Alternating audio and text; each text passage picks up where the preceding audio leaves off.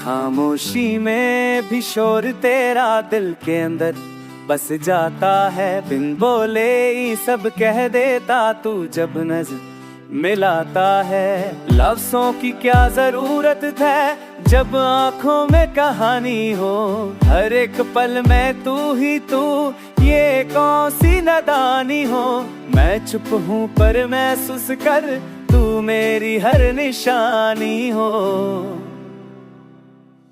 रास्ते भी थोड़े रुक जाते जब तू सामने आ जाए, वक्त भी जैसे शर्मा कर दो कदम पीछे रह जाए। दिल का बोझ हल्का सा तेरे होने से होता है, खामोश मोहब्बत का ये अपना ही एक नशा हो रहा है। ना वदा है ना शिकायत, बस सुकून की आदत।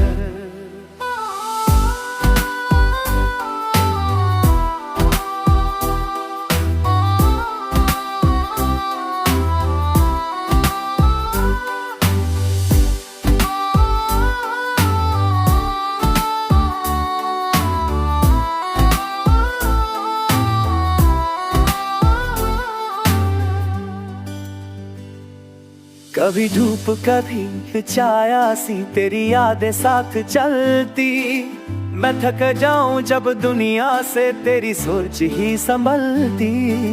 तू पूछे बिना समझे ये सबसे बड़ी बात है, खामोश रह कर भी जो मिले वही सच्ची मुलाकात है। इश्क को शोर नहीं चाहिए, बस दिल की एक आवाज है।